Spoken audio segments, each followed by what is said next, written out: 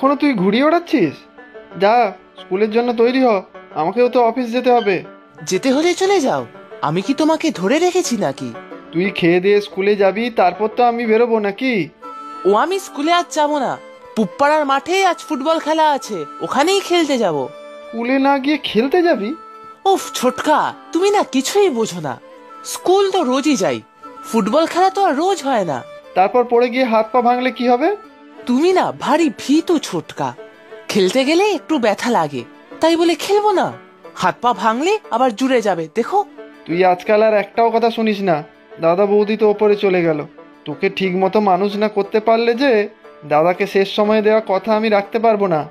সে তুমি বোঝো, আর তুমি তো আমার আদরের ছোটকা, তোমার এত কথা শুনতে পারবো না। শুনতে পারবি না মানে? আমি তোর কাকা, তোর বাবার ভাই, আর তোর থেকে বড় হই। একটুখানি মোটে বড়, অনেক তো না। সে যাই হোক, তোর কাকা তো, আমার কথা শুনতে হবে। এখন ঘরে চল, খেয়ে নিয়ে স্কুলে যাবি। কি রান্না করেছো? ডাল, আলু সেদ্ধ আর পটল ভাজা। ধুর, রোজ রোজ এক খাবার ভালো লাগে না। আমি যা পারি তাই বানিয়েছি। কি করে যে তুমি আমার ছোটকা হলে কে জানে। রাখি দিদি কি ভালো, কত ভালো ভালো খাবার খাওয়ায় আমাকে। ওই রাখি তোর মাথাটা খেলো। উড়নচণ্ডী মেয়ে একটা, পড়াশোনা নেই, সারাদিন টোটো করছে, আর তুইও জুটেছিস ওর দলে। একদম আমার রাখি দিদির নামে বাজে কথা বলবে না। চলেই যাক তোর ওই রাখি দিদি। তুই এখন স্কুলে যা সমু। বললাম তো স্কুলে যাব না, যাব না, যাব না। তুমি রাখি দিদিকে নিয়ে খারাপ কথা বলেছো, তোমার কথা আমি শুনবই না, ব্যাস।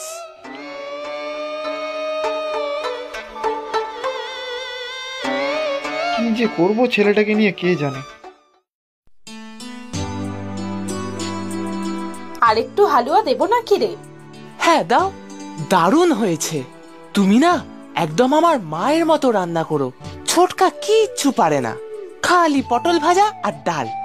আচ্ছা, আমি একদিন অনেক কিছু রান্না করে তোদের বাড়িতে দিয়ে আসবো, কিন্তু তোর ছোটকা তো আবার গোমড়া মুখ, খুব রাগ করবে। রাগ করলে করবে, সব সময় আমাকে বকা দেয়। সব সময় বলবে স্কুল যা, পড়া কর, এটা কর, সেটা কর। উফ, ভালো লাগে না।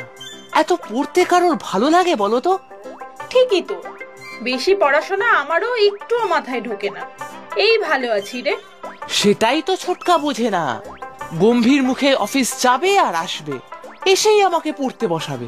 তখন যে আমার কি ঘুম পায়। ছোট